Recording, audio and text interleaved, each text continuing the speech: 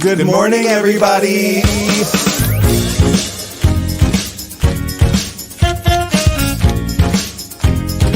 Wake up. Wake up, wake up. In Provincetown. This week featuring Wake up, wake up. Can I have some coffee? Wake up, wake up. Make it strong, please. Hey. Oh. Hey. Wake up, wake up. Oh. No, really, can I have some coffee? Wake up, wake up.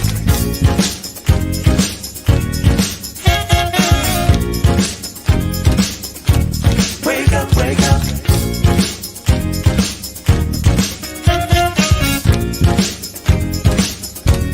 Wake up, wake up. Hey everybody, good morning. It's Friday, September 27th. It's the last Friday of September as we inch toward October. September flew by. It always does, doesn't it? Well, It was a month. We have a great show for you today. Thank you for joining us this morning, this cool gray-ish morning. it's on. I'm on. Can you hear me? I will talk louder. Good morning, everybody.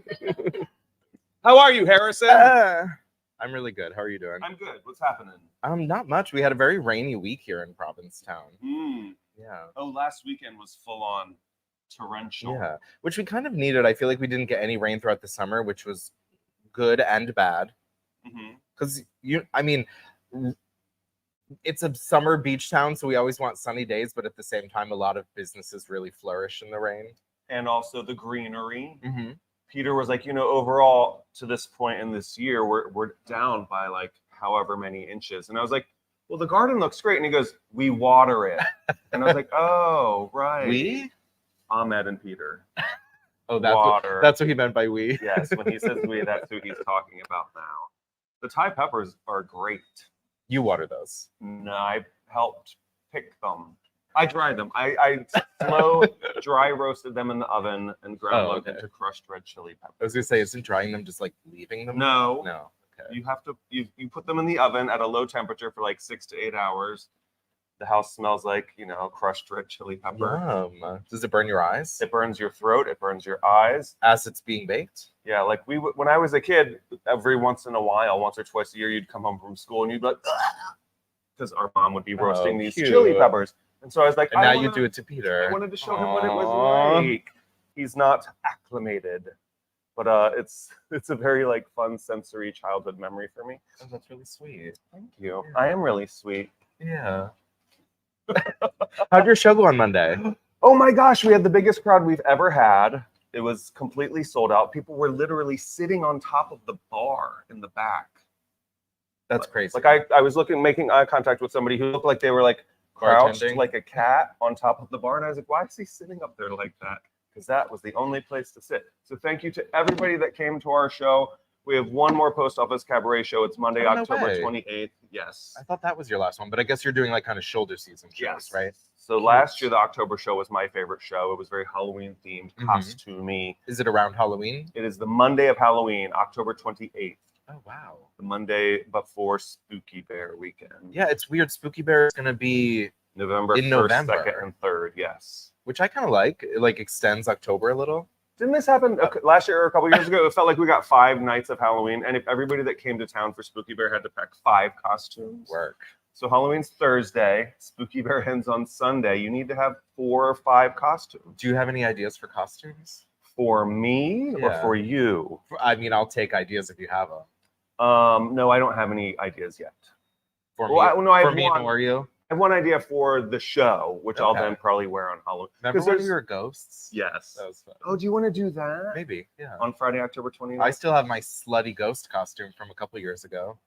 Are you going to be a slutty what this year? Well, my slutty ghost costume was just it was like the typical like sheet costume, except it stopped here, and then I was wearing a jockstrap. I remember. I wish you had a picture of that to put up on the screen right now. Yeah.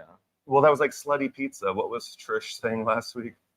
That's how Trish was born, because she saw somebody in the street who was like, I'm sexy pizza. Oh, right. Sexy car accident. Then Trish became Sexy Car Accident after being inspired by sexy pizza. Work. I love the idea of like slutty pizza, slutty Yeah. car accident. I miss Trish already. Yeah. Did you go to her bingo? I was there for the tail end of it because I stopped by this past Sunday night at Porch Bar to celebrate Peter Toto's birthday. Oh, Yeah. 26. Yes. Doesn't he have a solo show coming up Yes. soon? This Thursday. October 3rd. Yes. It's called Fully Formed because I think 25, 26 is the age where your brain fully forms. That's what they say. I know. Still waiting on mine. Yeah, I know a lot of 37-year-olds who are yet to be fully formed. Who's 37? You. No. I'm 36. Oh. For knocking on 37. For 24 more days. Wow, Ethan. You saw that, right? He's just like old as old. 20 geriatric millennial. Yeah. 28 more days of 36. How are you going to spend them? Chilling. Good. Yeah.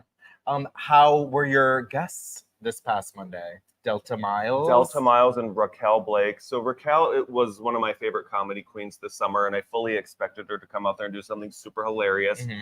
She instead chose to do something really moving and touching. People cried. Aww. And Ian, the guitarist for my band who lives with Raquel, was like, she's doing a tearjerker. And I was like, Raquel? And he's like, There'll be a gimmick yeah. at the end. I'm like, there's no way. And then she full on did like this really touching number. And you know, she goes back to Dallas for the winter. She's here and she's in Dallas, and those are her two homes. And the interview was also, you know, I'm just getting to know Raquel really well these days. And she was like, you know, there's all these kids who are like, I really want to be on Drag Race. I really want to be on Drag Race. She was like, moving to Provincetown and working professionally as a drag queen was my Drag Race. She's like, all I ever wanted was to live here and make my living as a performer, and I've done that. Yeah. So it's so nice to see people living out their dreams here, especially people who are hilarious and beautiful and talented and lovely and friendly. Yeah, I've gotten to know Raquel a little this past summer with working together at the post office. She kind of manages the box office, and she also puts tape on my back every day. She makes sure to really get it in my back hair. Thank you, Raquel. But it's so funny because like I was such a fan of Raquel like 10, 15 years ago when I was going to All-Star Mondays. I was just a little baby gay in Boston, and now we're colleagues. Yes. Yeah. Venue mates. Yeah. And Delta, of course, I've always loved Delta the entire time Did I've she known do her. Judy or? She did not do Judy. She did a Broadway number. I can't tell you what show it was from, but it was Because you don't know. Well, because I don't know. I thought it was like a secret. No, I don't know it. I don't know. Nice. But the song, I think it was called "I'm Everybody's Girl." Oh yeah. What show is that from? I don't know either. It's an old show. Yeah. But like, you know, big brassy body, female. Delta? Number. Yeah. No, I'm just kidding. And then she read me for not having seen her Judy show. Wow. And she read. You work Tuesday nights though, right? Yes, I work Tuesdays, Delta. And also she read Mike Flanagan for not knowing that Judy Garland and Liza Minnelli were related. Stop it. Which he posted on social media. Mike Flanagan is a professional musician who composed the opening theme song to this morning show. He's my band leader for my cabaret show. You see him every night of the week playing piano somewhere. Music is his life. And he posted on social media, how did I make it to this age not knowing that Liza Minnelli was Judy Garland's daughter? Everybody like jumped on him. That's actually a really great question. It is a great question, but I wouldn't have told anybody. Would you have posted it? No. You're Yeah, exempt. You're yeah. like 20. You were like little baby. You're 20 and you're not a professional musician. Yeah. Mike Flanagan ought to have known. In Provincetown of all, and yeah, gay. Mike Flanagan's really gay. How does he not know that? He knows now. Mm-hmm. And like what I didn't remember is that there's a giant painting of Liza Minnelli right next to where Mike is sitting and playing piano at the post office. Yeah. And we were like, her, Mike. And he goes, who is that? And I'm like, oh my God. He's gonna get canceled. He's gonna get run out of town. Oh, good time. Yeah. Who are you gonna have on your next show? I have a couple of feelers out. Work. Yeah. So maybe a comedy queen. Spooky queens. I love a comedy queen for Mhm. Halloween. Like come Yeah. out, tell some jokes. We Yeah. did that last year and it went over really well. So postofficecafe.net, October 28th, Monday. It's at 9 p.m. Please come and join us. It's our Yeah. last show of the year. Get tickets now. Get tickets now because I made the mistake of telling people asked me like 3 days before the show. They're like, it's not going to sell out, is it? Do I have to buy them online? I was like, no, just show up to the door. And then it did sell out. And Hasn't every one of yours sold out? No. Really? They're like full but not sold out. Okay. So, Like like- you can always squeeze a few more in, Yeah. kind of idea. Yeah. And so this one, they actually put the words sold out on the sign. And then people were like, you told me. And I was like, I'm backstage. I can't deal with this right now. I'm about to come out and entertain That people. just means you have to do more of them. Maybe. What about every week next year? Maybe. What about Holly Folly? Yeah, That's Peter keeps trying to talk me into doing a Holly Folly show. that'd be really cute. You could do like Christmassy stuff. Right. Yeah, me and Jonathan, Joseph Peters, Vivian Fontaine keep talking about maybe trying to do a holiday show. at You the have post to. office. Why not? Yeah, People are, I mean, obviously, I don't want to use the word desperate, but people were desperate for entertainment that night. yeah. I knew he was going to run with it. But it's like, there should still be lots of shows. Or Yeah, not, If totally. not lots, then some. Honestly, Devil Wears Payless, we only have 5 shows left, and we're having our biggest audiences we've ever had. We're like just like you, like full but not sold out. Almost every night. There's That's only what Jamie 5 said. more shows available. Tonight, Sunday. We added Wednesday because all of our shows are getting so close to sold out. So it's tonight, Sunday, Wednesday, Friday, Sunday. Adding shows. Yeah. There Yeah. needs to still be shows. And we are putting them on for you all. Yeah. It's bittersweet for it to be over though, but I think Aren't you traveling with it? yes. I think we finally got confirmation. I've been like, maybe? I think we are most definitely going to be in Fort Lauderdale for the month of March, tail end of February through the beginning of April. Is PV happening? Unsure. But maybe. There are a few locations, and maybe I'll let the cat out of the bag on what those locations might be. We might be going to PV. We might be going to Atlanta. Atlanta? I know. How fun would that be? That'd be awesome. And we also might be going to Vegas. Wow. Yeah. That would be so cool. Yeah, I'm really excited. Congratulations. I mean, just Fort Lauderdale is going to be so fun. I would the love. whole month of March? Yeah. Oh. And I love Provincetown in the winter, but what a great month to get out of here. Oh, absolutely. Yeah. And that would be a very, very nice place to spend Ethan's the time. like, yeah. If it's still there. Didn't How Florida is that? just get Fort Lauderdale's fine. Fort Lauderdale's Oh, yeah. fine? What about Tampa? Not so Tampa's much. not doing well. Really? Yeah, our hearts go out to the people in Florida.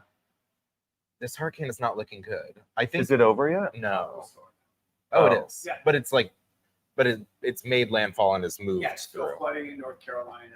Yeah, they were Jesus. projecting a 20-foot storm surge, which is like taller than a 2-story building. Wow. I guess the problem is because of the angle where it hit and where it hit, the water by Tampa is a really slow gradation. So basically you could go like a mile out and still only be in 5 to 10 feet of water. Huh. And because of that, the storm surge just like has like a Oh. ramp to just like push right onto the, And it probably looks like a wall yeah. of water coming in. I've been on TikTok and I've just been seeing endless people who are like, we stayed. And I'm like, you're dumb. Weren't you? I thought they were evacuated. They were supposed to evacuate. If there's ever a mandatory evacuation and I'm one of those people that stays, slap me hard Why would across you the ever face. be one of those people? I totally understand that feeling of like, this is my home and I want to stay home and I think we're going to make it through. It's just this mentality that people have. Home is where the heart is. It's a very human response. Animals are not like, this is home, let's stay. They're like, let's get the fuck out of here. Yeah. And people don't have that. We haven't had to fight for our survival in millennia. We've been eating out of cans for a really long time. Animals are still fighting for their survival, so they know when to run away from a storm. Very That's how true. it is. Yeah. We're cushy. We've had life easy, the Yeah. human race. But go get tickets to the Devil Wears Payless. Yeah. Yeah. If you haven't seen it, it's tons of fun. Mhm. And I act like an idiot on stage for an hour. Act. And the testing. Oh my God. And the Tennessee Williams Festival. It's in the tail end of the Tennessee Williams Festival. It goes through this weekend till the 29th. I've heard some shows are amazing. The Glass Menagerie, I've heard is really fantastic. What was the other one you were saying? Is Something cloudy, something clear. Something Cloudy, Something Clear. Sam and Ethan both said are the shows That's to the see. show. Yeah, the Tennessee Williams basically swooped in here and took our entire technical support staff from us for the week to run the Tennessee Williams Festival. I'm sure Sam and Ethan are running out of here to go like set everything up, Yes. everything up. You do all of it. Damn. And yeah, Brittany is stage managing a couple of the shows. Something cloudy, something clear. awesome. I'm bummed we didn't get a show here at the brewery like last year. Next. Yeah, we had such a cool show here at the brewery. It's so funny. I think Tennessee Williams and I think like kind of like, or I thought like kind of like old and stodgy. But then yeah, it's Naked boys in the rod. yeah, Yeah. it's absolutely not. Last year the show that was at the brewery was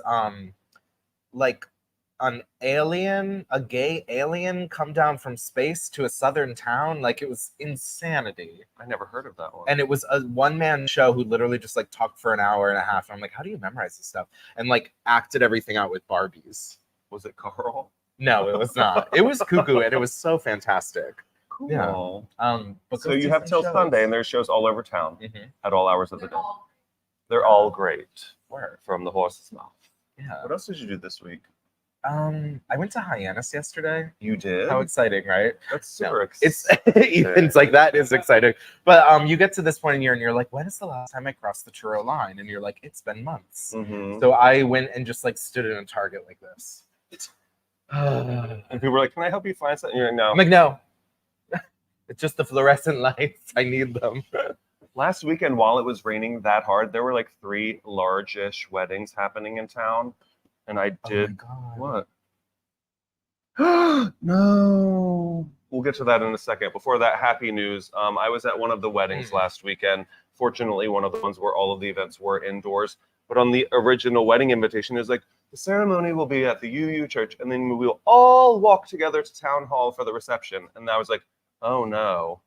Like walking from the UU to town hall when it was like torrents of rain. Oh no. And I don't know if you've ever been to the UU for a wedding or for anything where like everyone brought an umbrella. So like we're all bottlenecking in the lobby of the church, and there's like 900 umbrellas all over the place. Oh damn. And somebody was like, mine's here, and it doesn't look like anyone else's. And then after, on the way to town hall, there were people being like, somebody stole my umbrella. I'm like, it'll be at town hall. Yeah. You don't have it to walk there with. Whose But wedding was it? it was Rob McBride and Danny Oh, McCormick. awesome. Congratulations, you guys. Many, many years of happiness and love to you. And also, it's good luck when it rains on your wedding day. Yeah. And when the bird shits on you. Uh-huh. I love how we rebrand awful things as good luck. Yeah. It's fine. Yeah, when you die in a car accident, that's good luck for you. Stop it. Oh my God.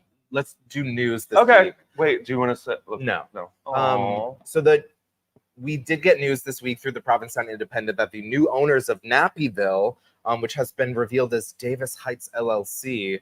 That's the new owner? Yes. Why are you laughing?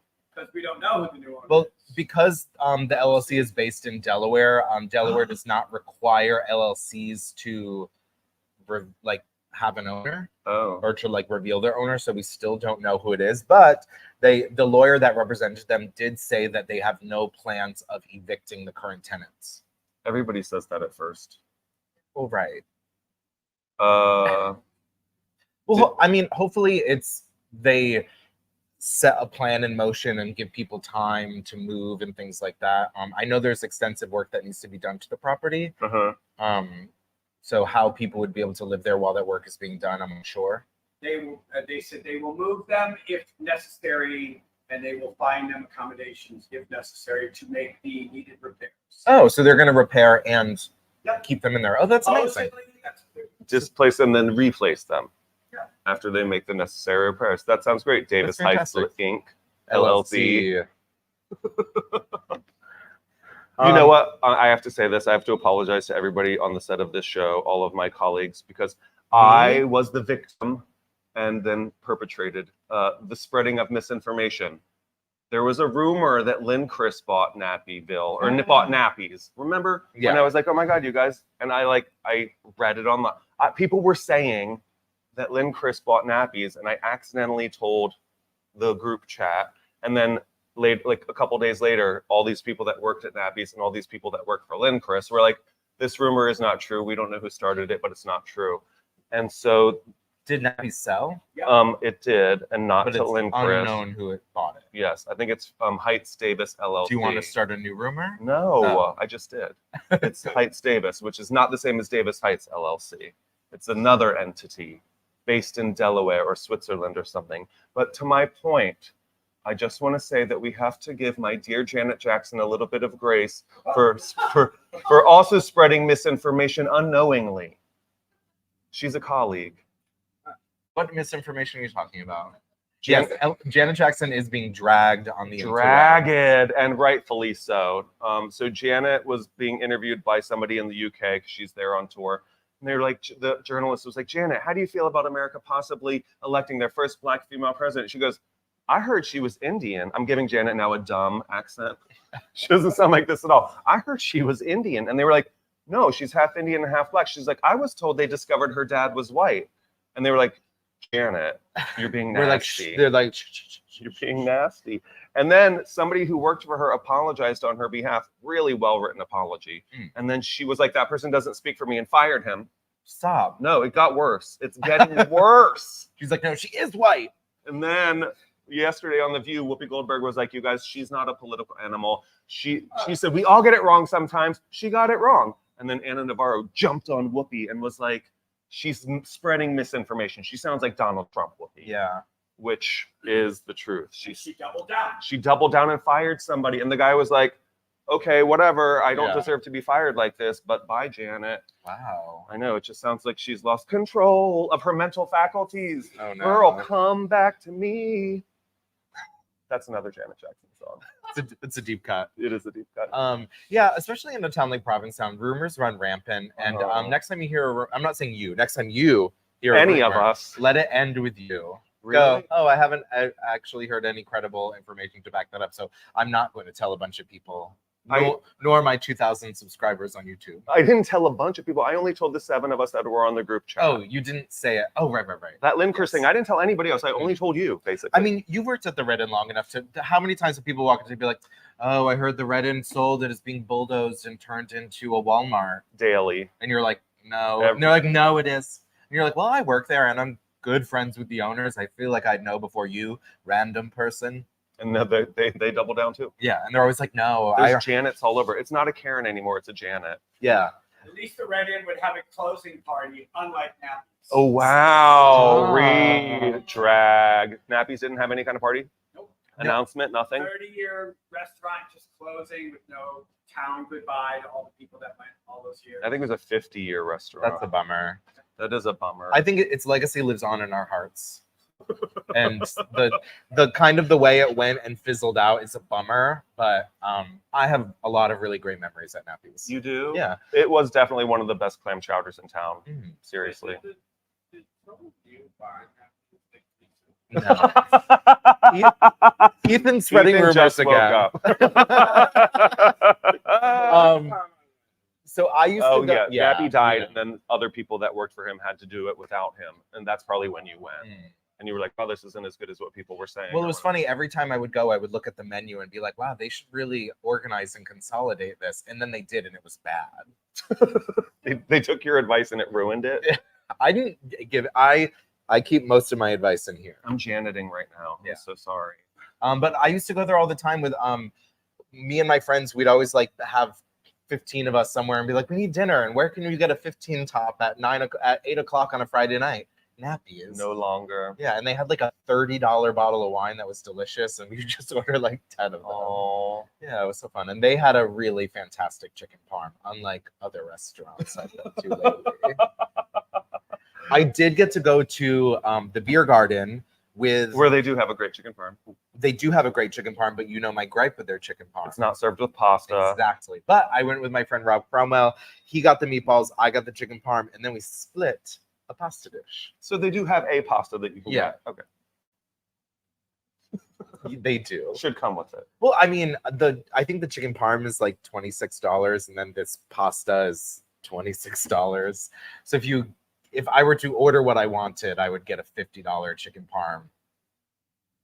But guess what? That place is in no danger of closing anytime soon. Oh my god! Of course not, because it's absolutely amazing. The food is delicious. The cocktails are incredible. The service is amazing. But no pasta with the chicken. Yeah, no. I've been hearing rumors. I'm just like, especially if you're a business owner in town, you know how the rumor mill goes, and like if you've heard a rumor about another business, just. I was at Sal's last night for dinner, where they do have an excellent chicken parm, and I'll say this: somebody at the table ordered eggplant parm, and the server wisely was like, "That comes with arugula salad, but a lot of people want pasta instead. Do you want spaghetti with yours?" Thank you. Absolutely. Great job, Ivan. That was my biggest gripe with the last one that I went to, that I said it didn't come in chicken parm. I'm like, tell me and I'll order pasta. Right. Yeah. Yeah. Inform the people. Burgers without fries. Listen, I'm complaining about burgers. That was my most recent Instagram story. Thank you for bringing that up. Where was that? everywhere. Burgers just don't come with fries anymore. You have to order fries. They come with fries here at the brewery, and the burger here is fantastic. Come get a burger at the brewery. Open all year. Wait. Yes. Yeah. Yeah. Excellent. Great. And that's not a rumor. But we added fish and chips a couple of months ago to the menu, and I guess a lot of people don't know. And I'm like chicken parm. The other thing I'm a snob about is fish and chips, and it is really fantastic here. Mhm. Nicole's really the tartar sauce is the star. Yeah, Nicole makes it. Nicole makes it. Oh, starter sauce. Oh wow, we're really digging deep here. Yeah. What's next? This is what happens when we have. This is what happens when we have no stories planned to talk about. We just ramble. 14 people in a room, do it. Yeah. Don't forget that. There is also an article in the Provincetown Independent, which is one of those things where I'm so glad it is finally being brought to the forefront of our attention. It's an article about how many? 22? 22. Yeah, 8 men and 22 14 young women. adults. 8 women. 14 adult people in 7 bunk beds in one room with 1 bathroom. Yes. Men. Men. And 22 8 women. young adults made to share 2 bedrooms and 1 bathroom here 2 in bathrooms. Provincetown. 2 bathrooms. Each room had a bathroom. Okay, that's 14 guys to a bathroom, 8 girls to a bathroom. yes. And I'm glad that's being brought to the forefront, but I think it is kind of like a well-known secret that this happens all over town. Well, this was Eastham, and the place where they worked was Orleans, or vice versa. Anyway, it was a hotel company housing their employees at another hotel that wasn't the same company. So here's this company being like, "Oh, you need room for your employees? Sure, put 22 of them here." And it's like, that's crazy. So it took 2 hotel companies to make this error, if we're calling it that. I don't think it's an error, but an explicit and Human rights violation. yeah. Well, also it's definitely against the law in many ways. Yeah. So And I would hope that all members of the Cape Cod, Outer Cape, Provincetown community would strive to make sure that the people that are lifting this community up, just a few years ago, these were essential workers, would have dignity in their living situation. it takes somebody to actually file a formal complaint. That's what Right. the police department was saying. They were like, "Well, no one's ever said anything to us, so how do we know what's going on?" And I'm like, Yeah.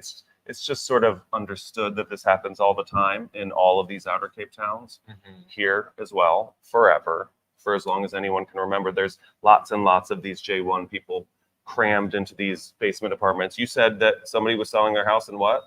So I had a friend who told me that a local restaurant owner was selling their home, and they went to go view it, and they went in the basement, and there were like 20 mattresses on the floor with just like garbage bags of stuff near each one. How do you explain that away? No, and how do you show your house when it looks like that? Crazy. Oh, well, this is our used mattress store that we keep in the basement. Yeah, we just store a lot of mattresses. We don't stack them or anything. We like to Yeah. spread them out. It dampens the sound in the rest of the house. Yeah, that's what it is. Speaking of the Provincetown Independent, they have a really great edition out this week, which is par for the course for them, and we want to give them a big congratulations. They were named Newspaper of the Year in amongst the region's small weekly newspapers at the fall conference of the New England Newspaper and Press Association.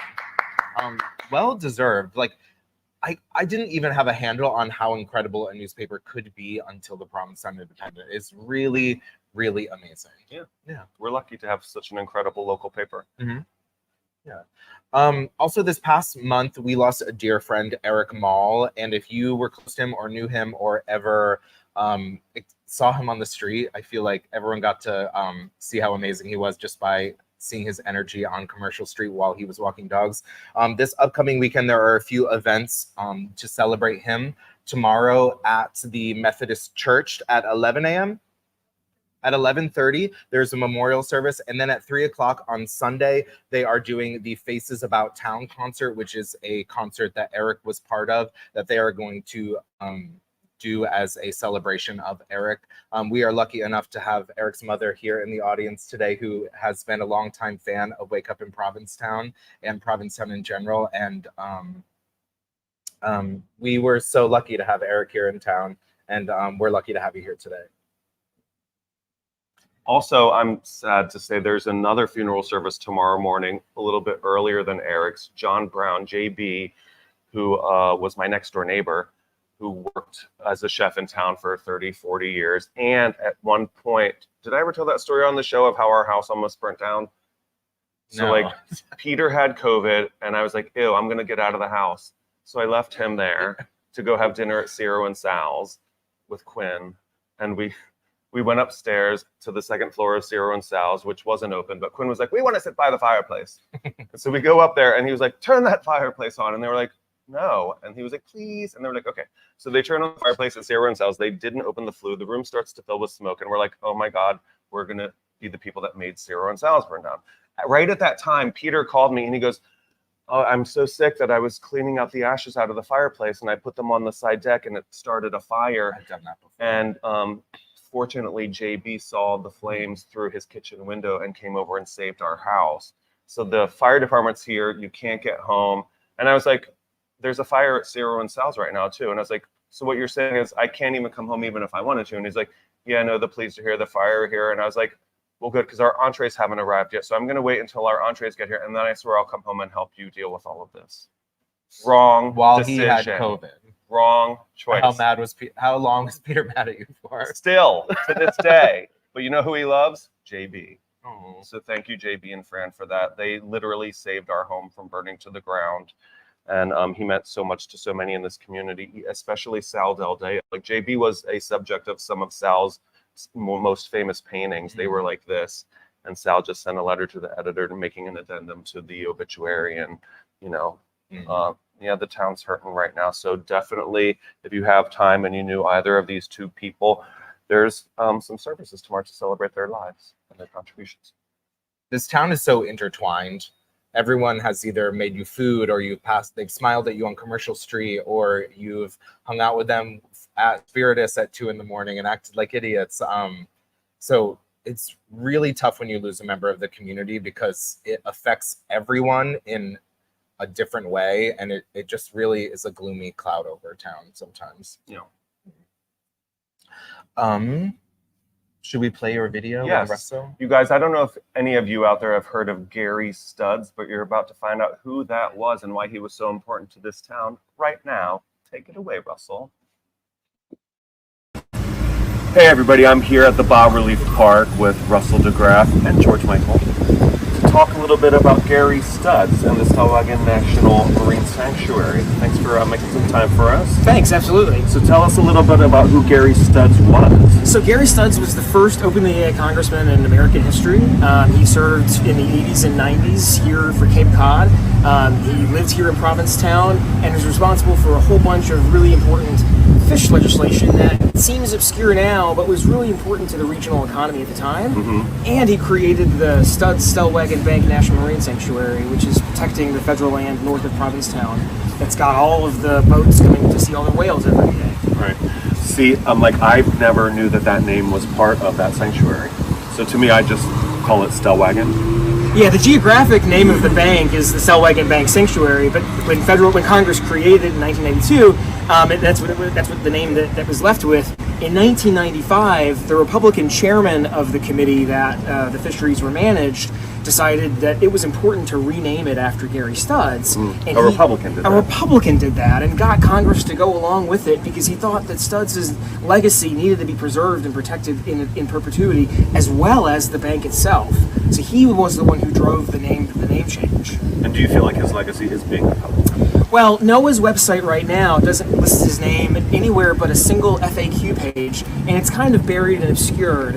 I think it really doesn't do his legacy the service that it needs to. Mm-hmm. And you just wrote a letter to the paper about this? I wrote an op-ed in the Independent about it. You can read it. I'm sure they'll link it to you in the show notes. It's a great story. I think it talks about the work that he did beyond the sanctuary to change the regional economy. I mean, people forget that tourism is not baked in. It's baked in here in Provincetown in our lifetimes, but it's not been baked into the regional economy the way that it has. And as shipbuilding was decimated, a lot of jobs in the Cape were shipbuilding. As the fisheries declined from years of overfishing, in the 70s and 80s, the regional economy has had to shift and change, and preserving Stellwagen Bank was kind of Studs' last-ditch effort after dozens of attempts to think about what was going to be the next thing that was going to transition Cape Cod into a sustainable place instead of a sinking hole, a sinking hole for the state, and actually building the state up. The Stellwagen Bank was the last effort that they could think of to solve the problem, and boy did it ever. I mean, we have an economy here now because of it. Boats come from all over the country to see the whales, because you can never see this many whales anywhere else in the world. It's a really impressive thing that we have here in Provincetown, and that for Congress to in 1995 have named it after an openly gay man here in Provincetown, I just think it's a legacy that's worth understanding more of. And when they do eventually build that Stellwagen Visitor Center on the pier, do you think his name's going to be on the building? I hope that they figure out the right way to commemorate his legacy, both there and throughout the building, because his laws were not just about getting that marine sanctuary, enshrined in the law. People were digging for gravel in that Stellwagen Bank before the sanctuary, right? I mean, it was on its path to getting decimated. And it's just exciting that I've sent the article to the local NOAA officials. I'm really taking heart that they're reading it and that they are thinking about what they're going to do in response. And I trust the process, but I'm just glad that I was able to help get this out there and help people understand that we got a really special treasure here named after one of our own in the queer community that we should be proud of. Thank you for bringing my attention to it. I didn't know any of this before today. And you guys check out his article in the Independent and pay close attention to what's going on out there. We'll see what the select board and the town say about this new visitor center. Yeah. Thank you so much for talking with us. Absolutely. Thanks a lot. Sure. We'll see you soon. Thank you, Russell, for that very informative interview about Gary Studs. If my last name was Studs and I was an openly gay man in the 70s, I would have opened a cowboy bar. Yeah. He became the first openly gay member of Congress instead. We all have different priorities. Thank you for your service, Gary. Please welcome Sam Tager and Jackie Reeves. Hi, kids. From the Provincetown Public Art Foundation. Thanks so much for coming in today. You're very welcome. It's great to see you guys. So tell us a little history of the Provincetown Public Art Foundation. Well, my name is Sam Tager. I serve as the executive director of the Provincetown Public Art Foundation. We were founded in 2020. We're a brand new nonprofit 501c3 dedicated to commissioning and citing art in public space in Provincetown. And this past summer, we did a project that we are calling Provincetown Public Arts 2024. It involved 10 works of art that were cited, one of which was a brilliant mural by the artist Jackie Reeves. Gorgeous. Mark Adams too, right? Yes. So would you like me to list off the artists? Yeah, if you can. So Wow. the artist, we did 7 murals on the pier. It's a really, really special project for us. It's the first project that we did where we worked directly with the town of Provincetown. So we worked with the Pier Corp, the Harbor Master, the DPW, the Recreation Department, our Parks Department, Conservation Commission. Was really, really great. It's a lot of people The to parking wrangle. office, everybody in town was absolutely wonderful to You work got with. them all to cooperate? They were all absolutely lovely and For supportive. art. Yes, for art. That's Yay. exactly right. Yeah. It was for art, and it was out of an acknowledgement of the relationship and the importance of art in Provincetown. And that was what was expressed. We mounted 7 murals on the pier, each one mounted on the back of one of the artist's trap shed buildings. Out at the end of the pier, there's a beautiful piece. It's actually a reproduction of a white line woodcut by the artist Bill Evol. There's a mural by the Dominican and Boston-based artist Silvia Lopez Chavez, a mural by the Boston-based artist Felipe Ortiz, Jackie Reeves, who's a Cape Cod-based artist, has a really, really beautiful studio in Barnstable Village. And Jackie and I worked on a project together at the Cape Cod Museum of Art last summer. I was really determined to continue working with Jackie. There's a really, really beautiful mural by Vicky Tomiko, who's a really, really important Provincetown artist, someone who works at the Fine Arts Work Center, a former fellow of the Fine Arts Work Center, and a really brilliant artist. There's a mural by the Boston-based artist Sophie Tuttle, and there's a mural by our own great artist Mark Adams. Awesome. Jackie, what's your personal connection with the cave? I moved here 30 years ago from Montreal, so I've been living in Sandwich, and my studio's in Barnstable Village. So that's my connection to Cape Cod. I've been here long enough. I don't know if I'm considered a local yet, though. Are we? I think Who I'm can gonna- say? Right? No one's a local.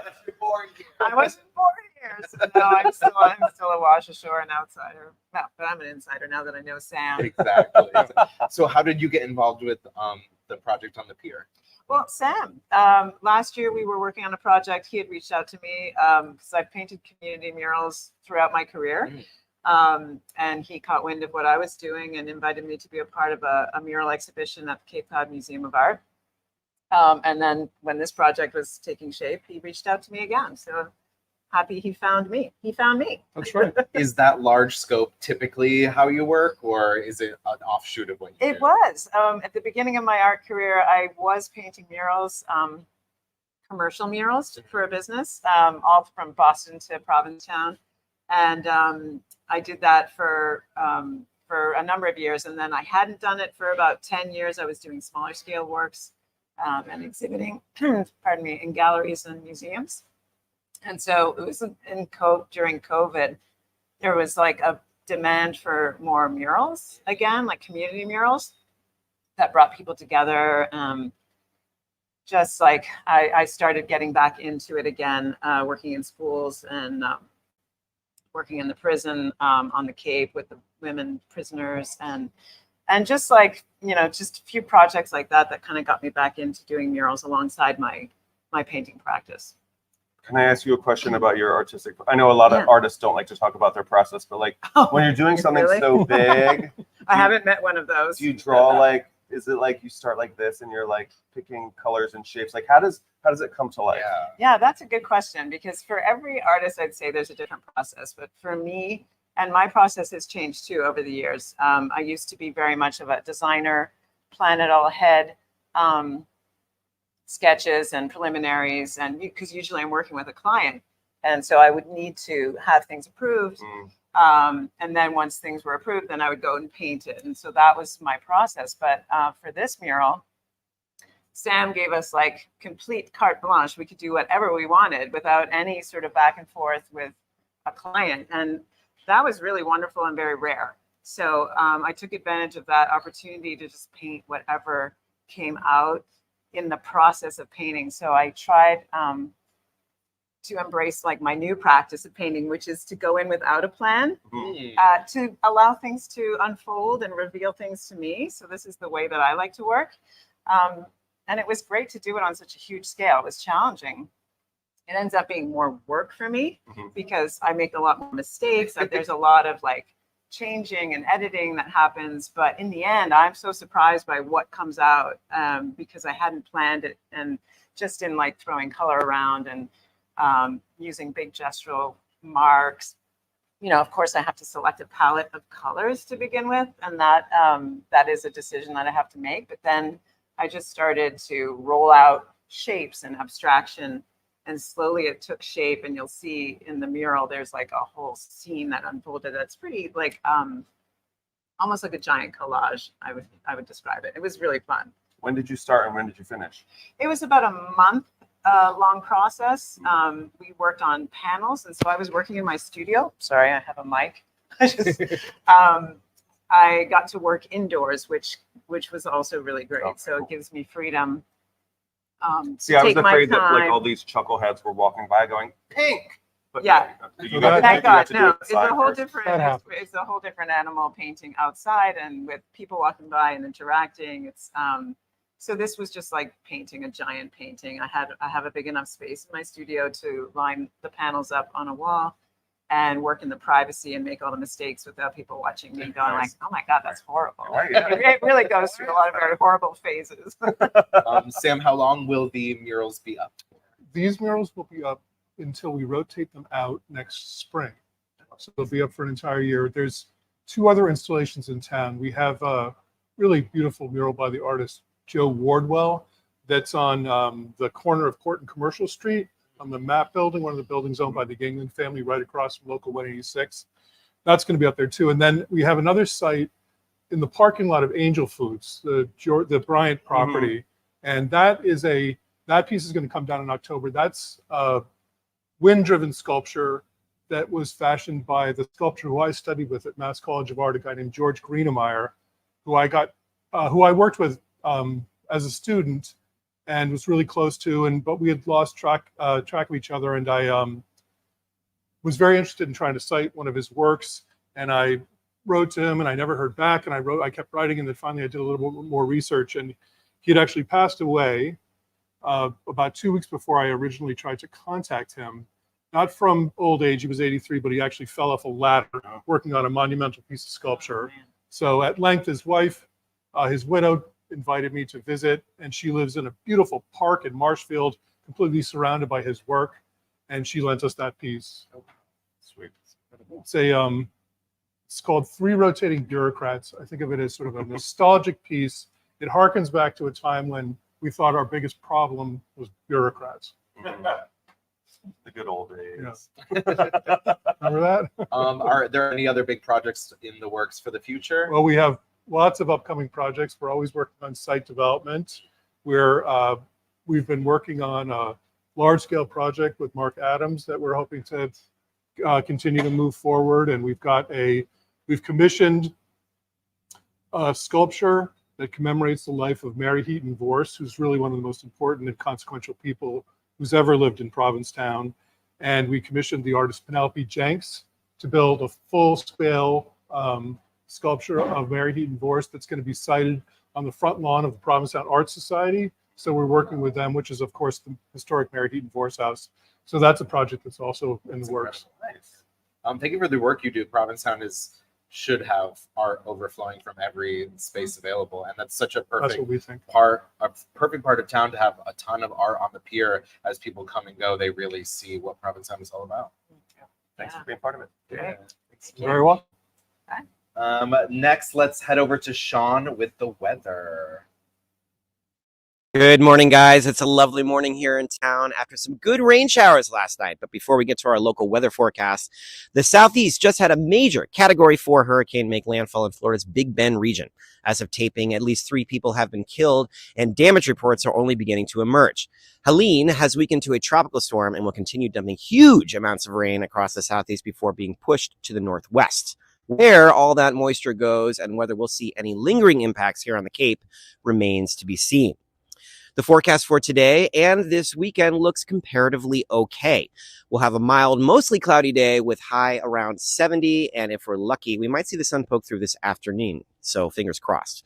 Temps cool off tomorrow with light breezes and clouds. We have a better chance for sun on Sunday and Monday before showers return on Tuesday evening and Wednesday. As the saying goes, the winds and tides wait for no one, but it doesn't really matter as it's likely not much of a beach weekend. For those of you feeling frisky, not to worry. Your feet will be dry should you want to go exploring. Today, I'm in front of the boat slip to mark Pet Appreciation Week, where tomorrow we have our annual pet tea. The boat slip is going to the dogs to raise money for the cats at Casas, a no-kill animal shelter here in town. Pet tea is one of my favorite events of the year. I love to meet all the dogs and their owners for this special fundraising event. Prizes will be awarded for the best costumes, so get creative and bring Fido to the West End for tons of fun. And most important, don't forget your wallets. All Tea Dance door proceeds will be donated to Casas, and we highly encourage additional donations to help with this important cause. Various partners will be in attendance, including Sunny Paws Rescue, which I heard is bringing puppies available for adoption. Who doesn't love puppies? Finally, another one of my favorites to share with you all, Angel Foods in the east end of town has the very best pies. All of their pies are fantastic, but my favorite is the key lime pie, an impeccable balance of tart and creaminess with a perfect graham cracker crust. Pies are made in-house by Jane the Baker on Thursdays, Fridays, and Saturdays. Other favorites include the cherry pie. I had a blueberry pie last night with vanilla ice cream, apple ginger, peach blueberry, and more. These pies make the perfect addition to your dinner party or a tasty treat to live on your counter for a short time, anytime. Give them a call to see what's in stock and reserve a pie for your next meal. In the future, I'll be talking with Jane the Baker about her famous pies, so stay tuned. Everyone have a great weekend. For those of you in town, I will see you at Pet Tea. Guys, back to you at the brewery.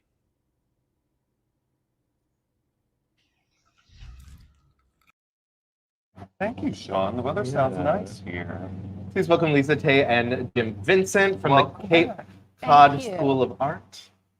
Thank you so much. Glad to be here. Yeah, thanks for coming back. Sure. And another year. How was your year? Good year. Good year. Great year for the school. Mhm. Opened up a new studio Excellent. in Whalers Wharf. So that was very exciting. And then we have our auction that's on now.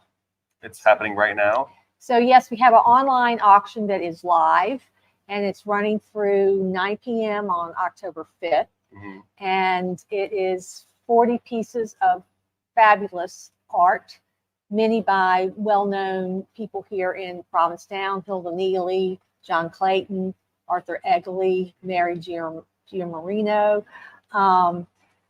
So it's beautiful, and you can actually see it, preview it in person if you want to, up at Seashore Point. Oh, nice. They have it all exhibited up there. You can see it in person, and then you can bid online and go to CapeSchoolofArt.org.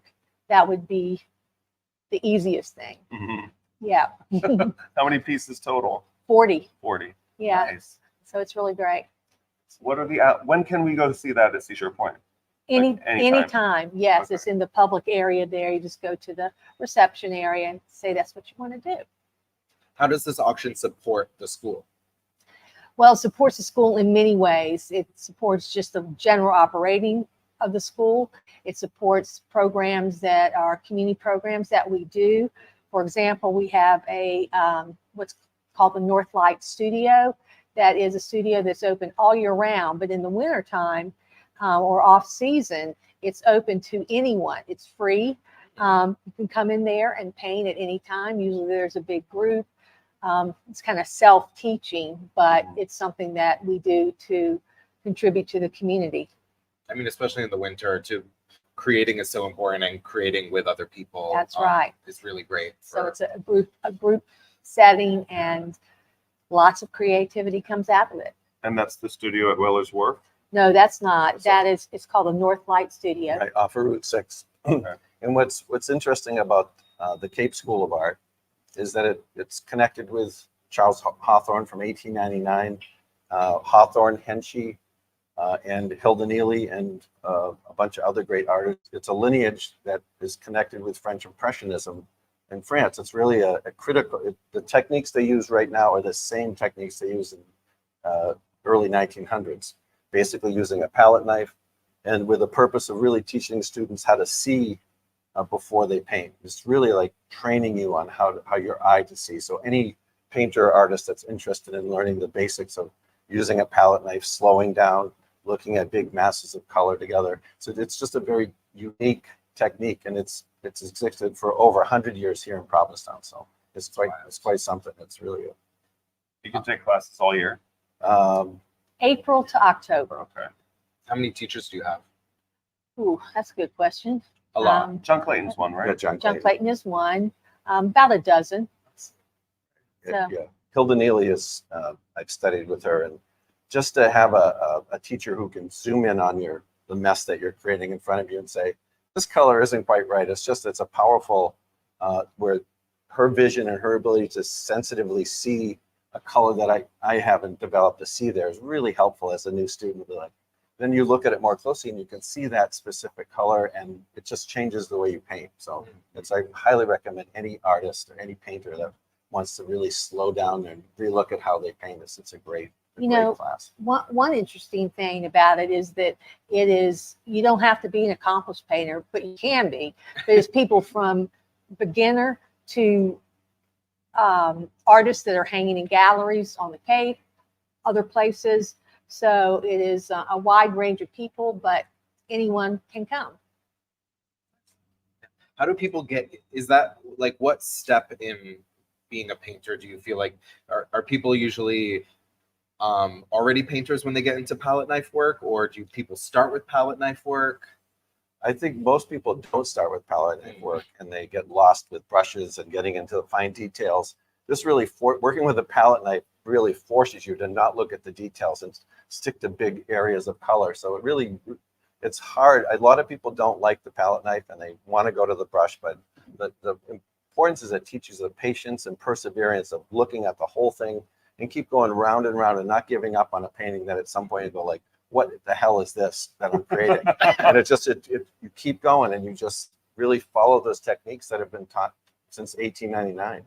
It's pretty incredible. I imagine it's hard because, like, to use a palette knife, you obviously have to be within arm's reach, but probably to view those types of paintings, you want to be a step back.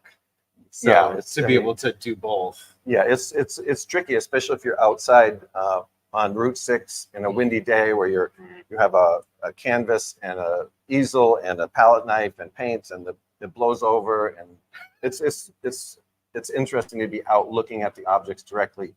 I usually work from acrylics with photographs at night in a basement. So this being outside in sunlight with palette knives is a bit of a challenge, but it's so important to, you know, stretch your range, and like it's, you know, I feel like it's really affected the way I paint and seeing much more clearly what I want to do in colors that I hadn't seen before. So it's a great. You know, one other point is that it's plein air painting. Now on a rainy day, you're in the studio, but in general, it's 99% is plein air. And a lot of people don't paint like that or have the opportunity to do this. And you think about where would be a good place to paint plein air? Oh, duh, Provincetown. And you can't think of any better place with better views and nature and everything. So you can go to CapeCodSchoolofArt.org. It's CapeSchoolofArt.org. There's no cod in it. Perfect. Sorry. Cape, that's okay. It's easy to say that. I almost said it myself. But CapeSchoolofArt.org, and find out about the school, find out about classes, and most importantly right now, our online auction. That really makes a big difference to the school. Yeah, it's our biggest fundraiser. That's amazing. And if you wanted to, all the paintings are online, but if you wanted to see them in person, it's at Seashore Point. How do you set an appointment, or is it open hours? It's open hours, your basic business hours at Seashore Point, and just go to the main reception area, which is pretty obvious. And they'll show you where it is. It's not a few steps away. Awesome. Good to see you. Yeah. Good to see you. Thank you so much. And good luck with the auction. Go Yeah, bid. Thank you. Yeah. Yes. I'm sure so Peter's good. already there. Yeah. Bid. Awesome. Next, we have this adorable video from Nan Martha's Vineyard. No, at the vineyard. In Truro. Oh, that was Churro Vineyard? Oh, I heard Vineyard and I thought Martha. We have an amazing grape stomping video from Churro Vineyards. Check this out. Begging for weeks.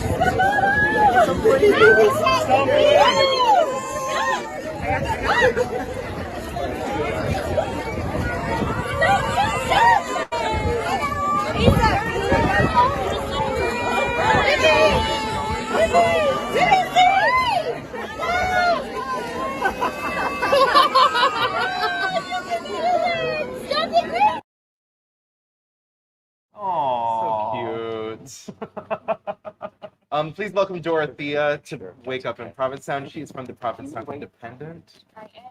Thank you so much for being here. I'm good. How are you? Really good. How's the paper? Paper's doing well. Congratulations. Yeah, on your awards. Oh yeah, thank you. Best yeah, newspaper in the I know. world, Big, right? big news and good news. So what's your beat? Well, it's kind of funny to say, but I'm on the music beat. The I'm beat. the beat.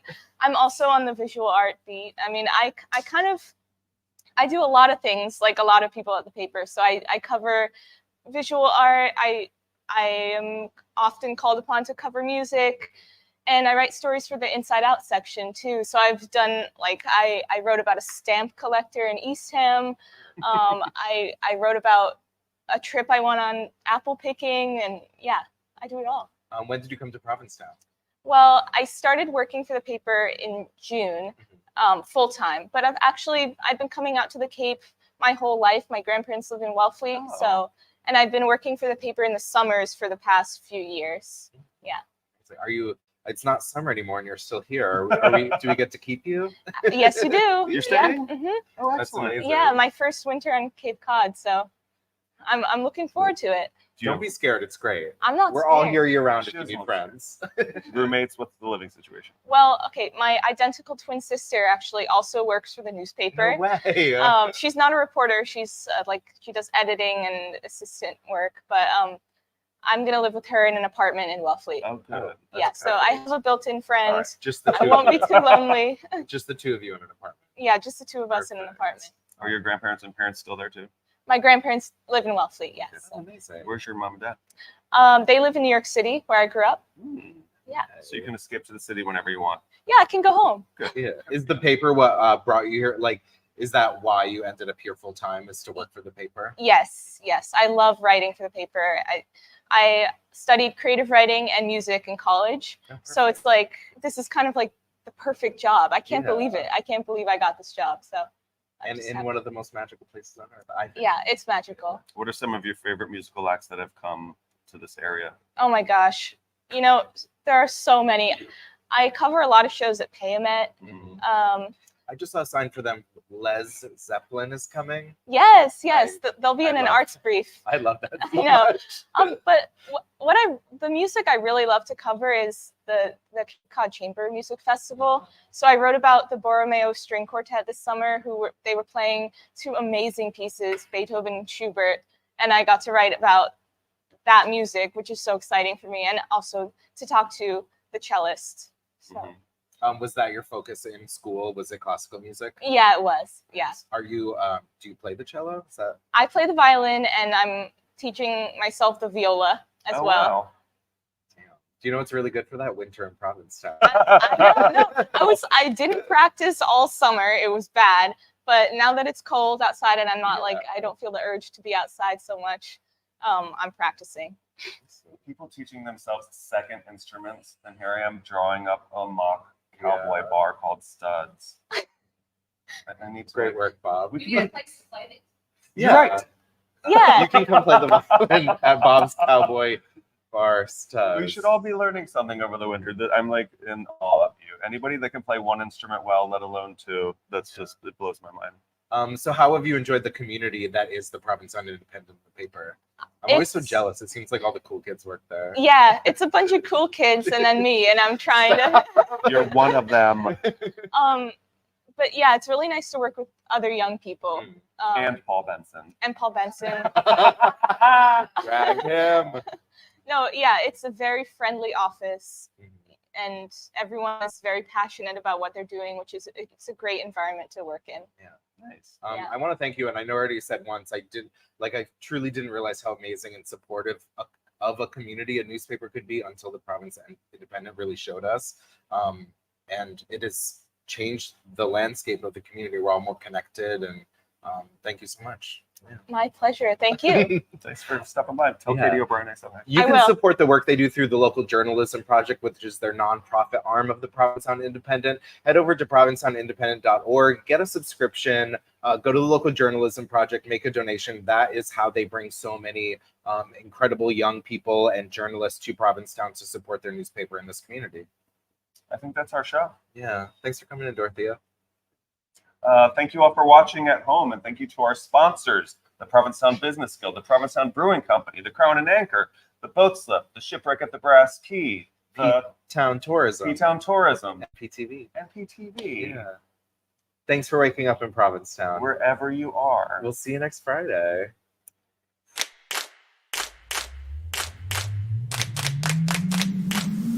Good morning, everybody.